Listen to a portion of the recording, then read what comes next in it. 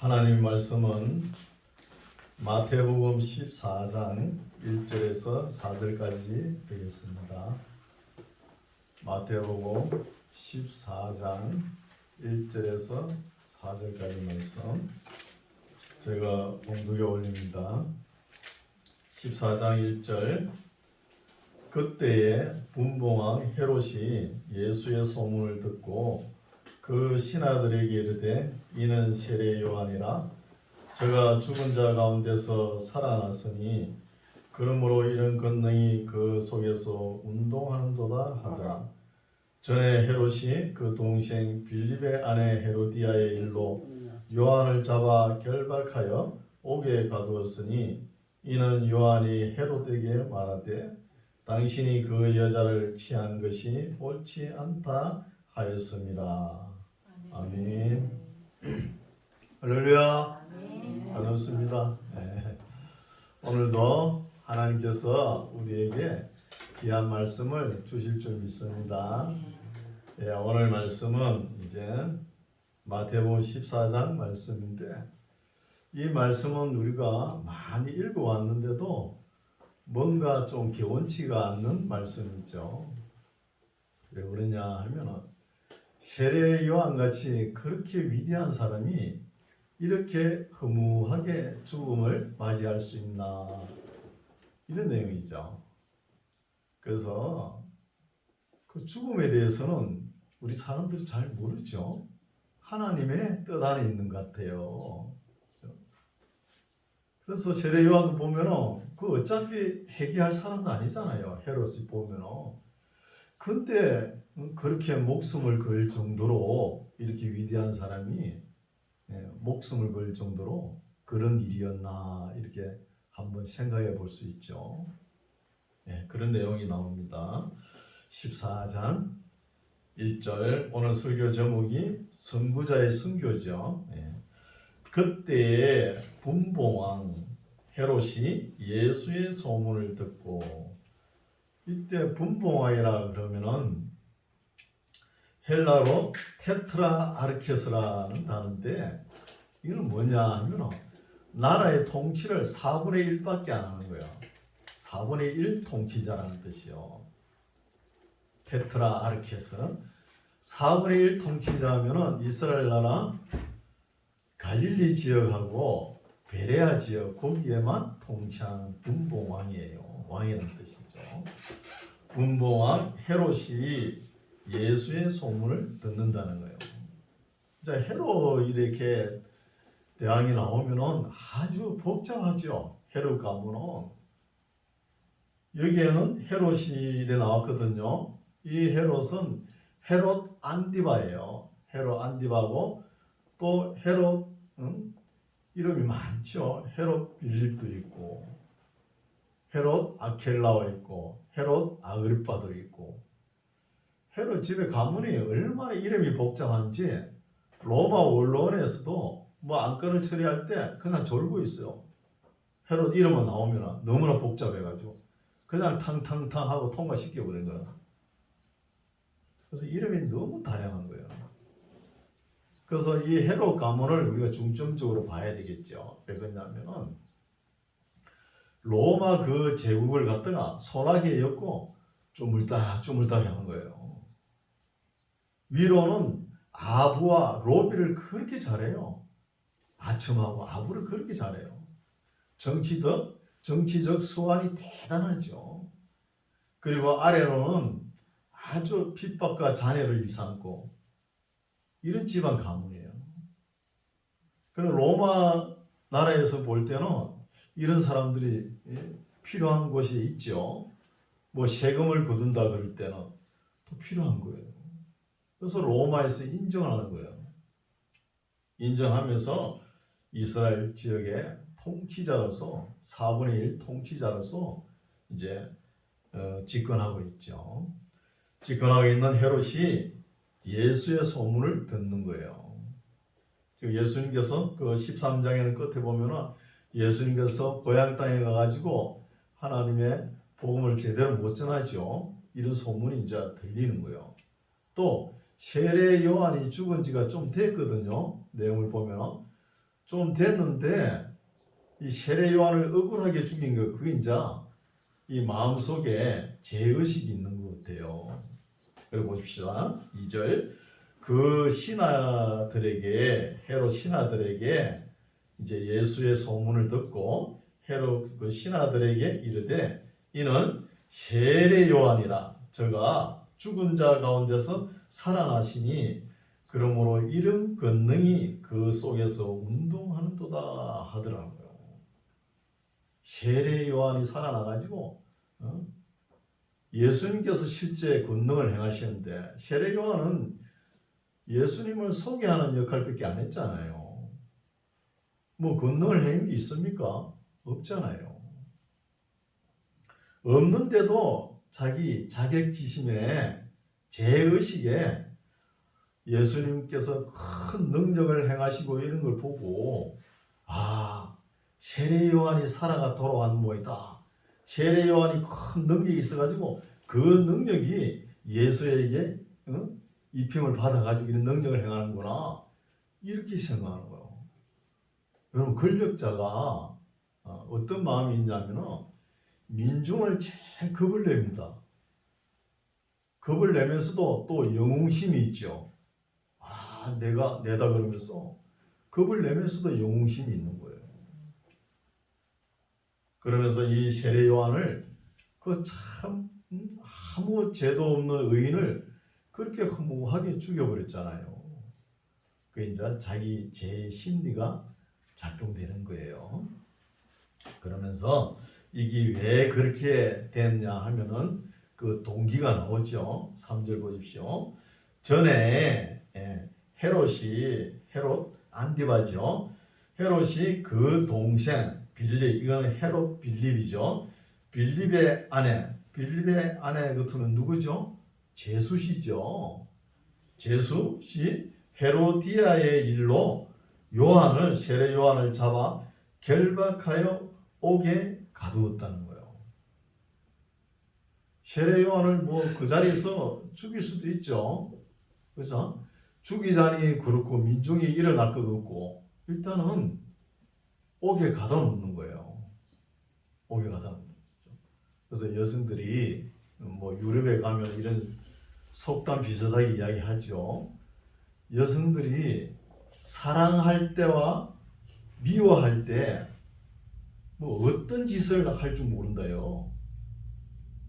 무슨 짓을 한다는 것이죠. 사랑할 때하고 미워할 때. 그런데 여기에 헤로디아의 마음을 우리가 파악을 해야 되는 거예요. 헤로디아가 어떤 마음을 품고 있느냐 하는 것을. 그래서 헤로디아의 일로 요한을 잡아 결박하여 옥에 가두었으니 이는 세례 요한이 헤롯에게 말하되 당신이 그 여자를 취한 것이 옳지 않다 하였습니다. 맞죠? 회개하라 헤롯 그러면서 그 제수씨를 취하는 게 옳지 않은 거 맞잖아요. 그렇게 질책을 하니까 옥에 가다 놨다가 나중에 순교하게 만들죠. 세례 요한을. 그 이야기를 하는 거예요. 5절 헤롯이 요한을 죽이려 하되 민중이 저를 선지자로 여기므로 민중을 두려워한다는 거. 항상 정치가 권력자는 민중을 두려워하죠. 두려워해가지고 밀란이 일어날까봐 죽이지는 못하고 이제 감옥에 가다 놓는 것이죠.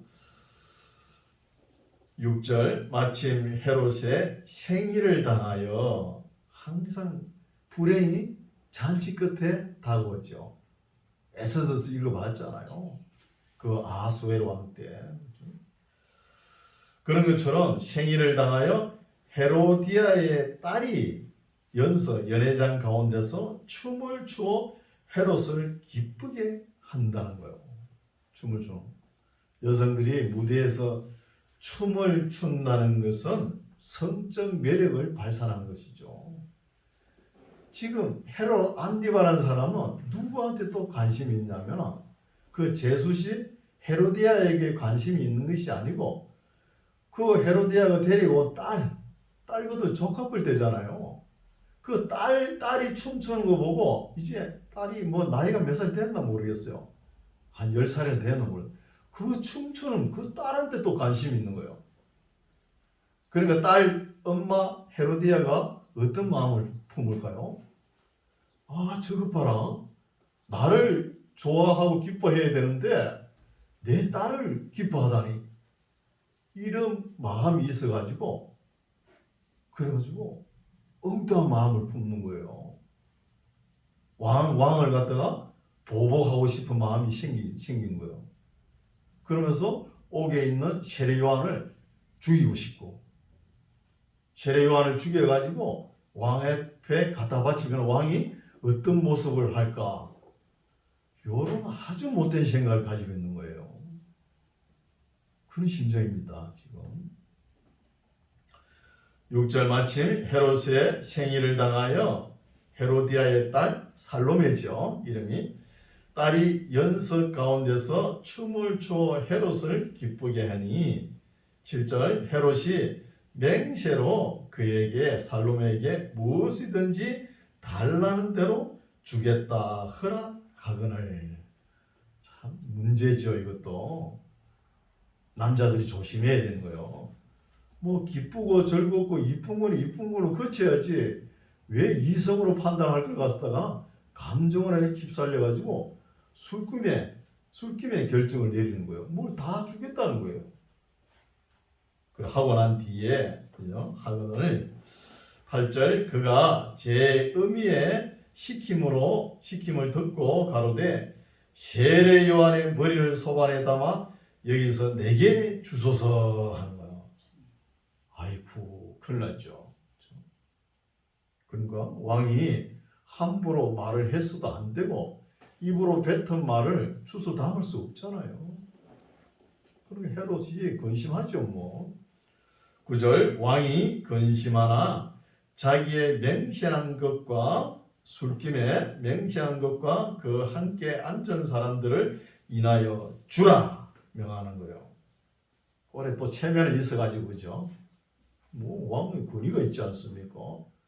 한번 뱉은 말은 안 되죠. 그대로 준행해야 되죠. 그러니까 세례 요한의 목을 주라 이렇게 명령을 내리지 않습니까? 10절 사람을 보내어 요한을 옥에서 못 빼는 거예요. 옥에서. 이 요한이 있는 곳은 지금 어디냐 하면은 요르단에 있죠. 요르단 마케루스 성의 그 옥 안에 감옥에 있는 거예요.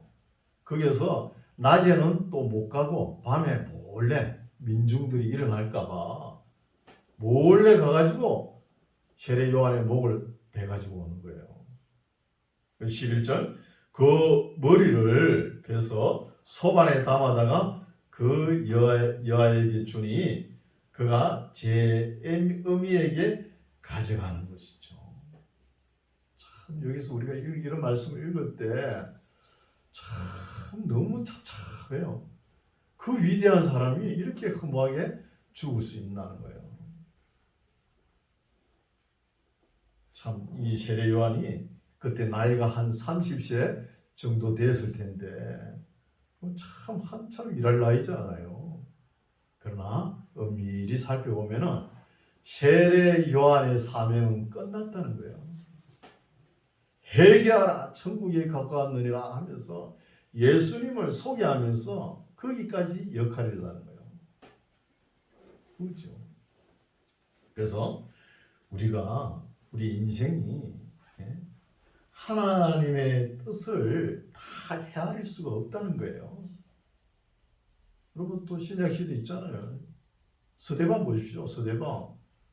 그 유대 율법을 그렇게 잘 알고 얼마나 똑똑해요. 그런 사람들 일찍 데려가지 않습니까? 하나님께서. 그 얼마든지 전지전능하시 하나님께서 빼돌려가지고 한참 일을 할 수 있잖아요. 그렇게 안 하신다는 거예요.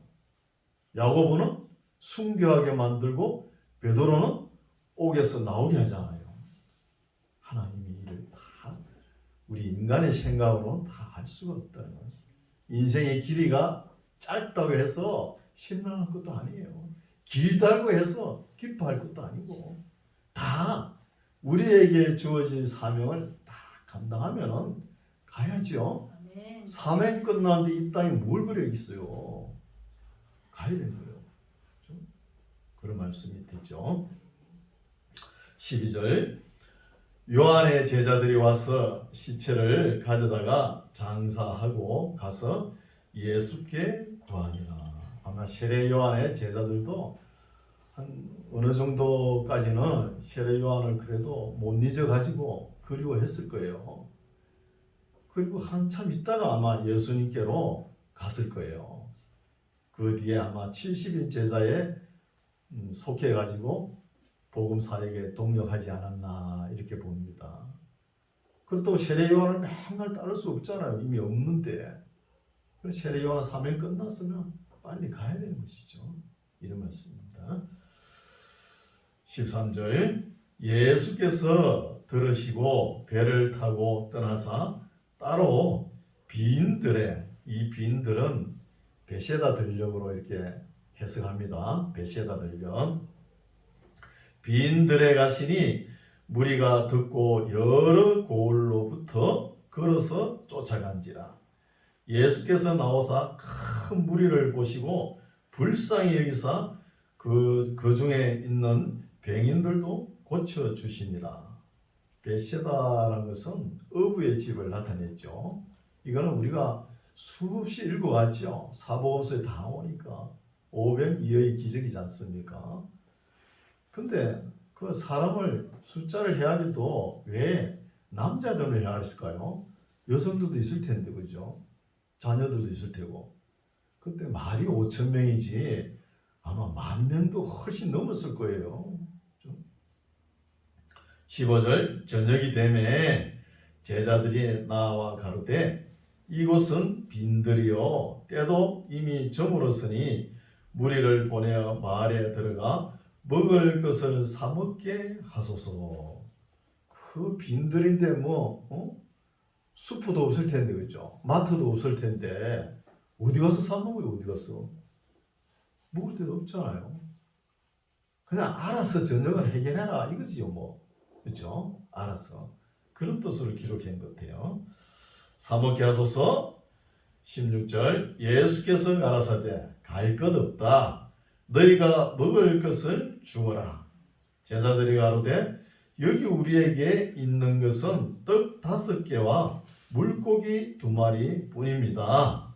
가라사대 그것을 내게 가져오라 하시고 무리를 명하여 잔디 위에 앉히시고 떡 5개와 물고기 2마리를 가지사 하늘을 우러러 축사하시고 떡을 떼어 제자들에게 주시매 제자들이 무리에게 주니 다 배불리 먹고 남은 조각을 12바구니에 차게 거두었으며 먹은 사람은 여자와 아이 외에 5,000명이나 되었더라 한 거예요. 그럼 어때요? 읽으니까 저는 이런 말씀을 처음에 접했을 때 너무 황당했어요. 아니,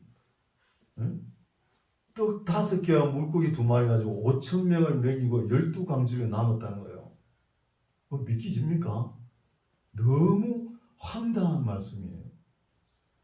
아무리 먹어도 5명 먹을 수 있겠죠. 그죠? 떡 5개니까. 이런 말씀이 안 믿기지더라고요. 그 성경을 계속 쭉 읽으면서 생각나는 게 뭐냐 하면 우리 예수님은 하나님의 아들 하나님이시죠. 하나님이시라 그러면은 이런 능력을 행할 수 있다고 스스로 내 마음이 인정이 되더라고요. 믿거나 말거나. 그렇죠? 인정이 되는 거예요. 또 이 말씀을 오해해가지고 또 어떻게 또 풀이를 하냐. 내게 있는 것을 다 바쳐야 기적이 일어난다. 부흥 강사님도 꼭 오해해요. 이렇게. 이 말씀은 그런 말씀이 아니고 하나님의 나라와 하나님의 의를 위해 말씀을 순종하고 복음을 들고 나갈 때 먹을 것과 입을 것과 마실 것 염려하지 말라는 뜻이에요. 그거 염려해가지고 못 가잖아요. 우리 하나님께서는 우리에게 억만장자, 백만장자 그런 거는 허락 안 해요. 그러나 뭘 허락하셨죠? 일용할 양식은 허락하셨다는 거예요. 광야 생활 40년 가면서 그때 얼마나 사람들이 많았습니까? 그 다 만나로 먹였잖아요. 60만 3,550명을 먹여 살렸잖아요. 5,000명 먹이는 건 아무것도 아니죠. 뭐. 광야 40년 동안 60만 대군을 먹여 살렸지 않습니까? 그래서 이런 말씀도 우리가 잘 귀담아 들어야 될 점이 있습니다. 22절 예수께서 즉시 제자들을 제초가사 자기가 무리를 보내는 동안에 배를 타고 앞서 건너편으로 가게 하시고, 그러니까 세례 요한이 죽었다는 순교 소식을 듣고 베세다 들녘에서 500의 기적을 행하시고 자기를 따르는 무리들을 다 보내고 또 제자들을 또 배에 태워가지고 배에 실어가지고 보냅니다. 보내서 건너편에 가게 하시고 무리를 보내신 후에 예수님은 기도하러 따로 산에 올라가시다.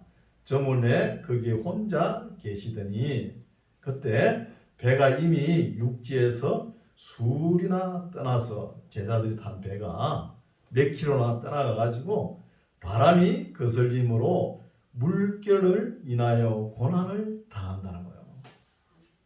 갈릴리 호수가 크죠. 바다는 아니지만 그때 배라 그러면 통통배도 아니죠. 엔진이 없잖아요. 동력이 안 달린 배잖아요. 순수하게 노를 저어 가는 배거든요. 노를 저어 가는데 바람이 불어서 보세요. 물결이 치면 겁이 나죠. 뒤집어질까봐. 겁이 날 거 아닙니까? 물결을 인하여 고난을 당하더라. 제자들이 밤 25절 밤 4경에 밤을 네 등분으로 나누죠. 1경, 2경, 3경, 4경. 그죠? 4경은 새벽 3시에서 5시, 6시. 예, 그리고 3경은 1시에서 3시. 그래야 되는 것이죠. 밤 4경에 예수께서 바다 위로 걸어서 제자들에게 오시니 제자들이 그 바다 위로 걸어 오심을 보고 놀라 유령이라 하며 더 무서워 소리 지르는 거예요. 무서워가지고. 아니 갈릴리 호수지만 그래도 물결이 치고 파도가 치고 또 풍랑이 일어나고 거기다 유령까지 더해보세요. 얼마나 겁이 나겠습니까? 27절 예수께서 즉시 일러 가라사대 안심하라 내니 두려워 말라. 베드로가 대답하여 가로되 주여 만일 주시어든 나를 명하사 물 위로 오라 하소서 한다는 거예요. 역시 베드로답죠. 어떤 믿음이든 베드로는 적극적입니다. 그래서 예수님께서 참 베드로를 마음에 들어 하시죠. 물 위든 말든 예수님께서 오라 하면 가는 거예요. 가는 것이죠. 29절 오라 하시니 베드로가 배에서 내려 물 위로 걸어서 예수께로 가되 대단한 믿음이죠. 대단합니다. 바람을 보고 무서워 빠져가는지라 소리 질러 가로되 주여 나를 구원하소서. 기도가 짧죠. 가장 짧은 기도예요. 주여 나를 구원하소서. 뭐 수식어 붙일 그 시간이 없죠. 거룩하시고 자비로우시고 은혜로우시고 은혜가 풍성하시고 뭐 사랑이 많으시고 그거 하다 보면 빠지고요. 그거 할 시간 없잖아요. 주여 나를 구원하소서 하니 예수께서 즉시 손을 내밀어 저를 붙잡으시며 가라사대 믿음이 적은 자여 왜 의심하였느냐는 거예요. 왜 의심하였느냐. 우리가 베드로 볼 때는 어때요? 참 대단한 믿음이에요.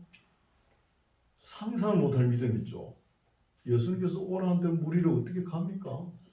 그래도 베드로는 물 위에서 몇 발자국 걸었잖아요. 다른 사람은 어때요? 아직 배 안에서 나오지도 못하고 있잖아요. 그죠? 여러분, 우리가 어려운 환경에 처해 있을 때 점점 어두워져 갈 거 아닙니까? 그럴 때 내가 정말 어려울 때 내 믿음을 한번 체크해 보셨어요? 그때는 내 믿음이 한 방울도 없는 것 같아요. 그럴 때가 있다니까요. 아무 어려움도 환난도 고통이 없을 때는 주여 믿습니다. 주님께서 지고 가신 십자가를 저도 지고 가겠습니다. 그렇게 말은 하죠. 막상 자기 앞에 다가오보세요. 어떻게 하겠어요? 힘들어요. 제가 예를 한번 들어볼까요? 우리가 일반적으로 길을 걷는데 길 폭이 얼마 정도면 자유롭게 걸을 수 있어요? 30cm? 50cm? 넉넉하게 1m 합시다. 그건 충분히 걷죠. 이 길을 갖다가 1만 m 상공에 설치해 보세요. 설치해 놓고 그 길을 걸어가 보라 그랬어요. 어떤 마음이 들어요? 생각과 마음이 몸을 만들어내는 거예요. 처음에 생각이 뭐 들어요? 빠져 죽을까봐, 떨어질까봐 이 다리가 떨려가지고 한 발 뛸 수 있어요? 못 뛰잖아요. 그렇잖아요. 이제 거기다가 옆에 손잡이 낭납대도 싹 하고, 이 포장을 싹 해요. 포장을 싹 하면은 1만 m 상공에든 뭐든 상관없죠. 걸어갈 수 있어요, 없어요? 걸어가잖아요. 그걸 한 1km 거리에 해놓고 중간쯤 가가지고 그 천막과 난간을 싹 걷어보세요. 난리가 날 걸 죽을까봐. 그래 한 거예요. 우리 생각, 마음이 중요하다는 거예요. 마음이 결정에 내리기 전에 생각이 먼저 오죠. 거기서 어떻게 할 겁니까? 다리는 밑을 쳐다보면 다리가 떨려가지고 한 발자국도 못 움직이는 거예요. 그러니까 우리가 어차피 사실 앞에는 우리가 인정해야 되거든요. 현실 앞에는. 그리고 주님께서 걸어가신 그 길을 가셔야 될 거 아니에요? 안 가실래요? 나는 십자가 안 지고 천국 가려고요? 그렇게는 천국을 허락하지 않습니다. 반드시 네가 지고 가야 할 십자가는 지고 따라오라 그랬잖아요. 우리 예수님도 그 십자가 지실 때 아버지여 이 잔을 내게서 지나가게 하소서 이런 말씀 있죠. 예수님도 쉽지 않았다니까요. 십자가 질 때 고민을 꽤 하셨어요. 고민을. 이런 말씀도 우리가 좀 깊이 보면은 우리가 지고 가야 할 십자가는 어렵고 힘들다고 안 지고 가면 됩니까? 끝까지 경주하시기 바랍니다. 지고 가시기 바랍니다. 예수께서 즉시 손을 내밀어 저를 붙잡으시며 가라사대 믿음이 적은 자여 왜 의심하였느냐 하시고 배에 함께 오름에 바람이 그치는지라.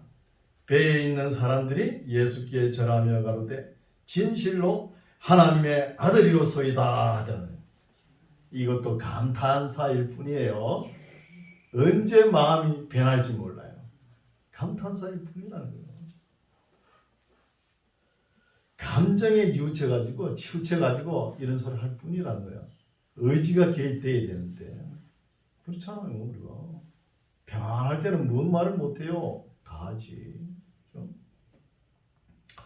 34절 저희가 건너가 게네사렛 땅에 이르니 그곳 사람들이 예수신 줄을 알고 그 근방에 두루 통지하여 모든 병든 자를 예수께 데리고 와서 다만 예수의 옷가에라도 손을 대게 하시기를 간구하니 손을 대는 자는 다 나음을 얻으리라. 아멘. 예수님의 사역 정점에 도달했죠. 정점에. 이제 예수님 사역도 얼마 안 남았어요.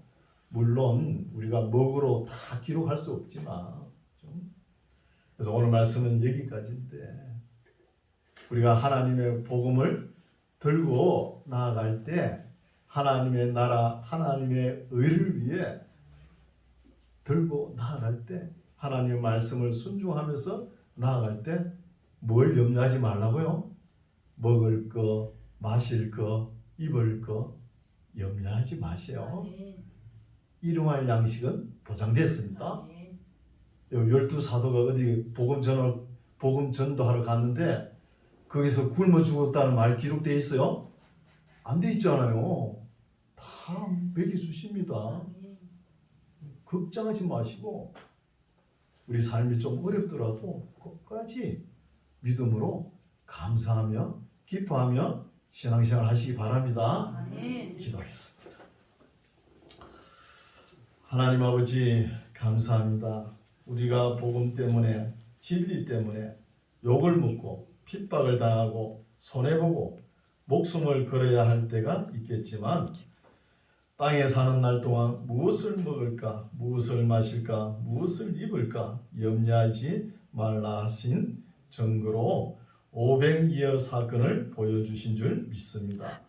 우리가 이 땅에 사는 동안 염려해서 선한 일에 용기를 내지 못하는 우를 범하지 않게 하시고 세상에 살 동안 손을 펴서 하나님 나라를 위해 쓰임받는 우리 모두가 되게 하옵소서.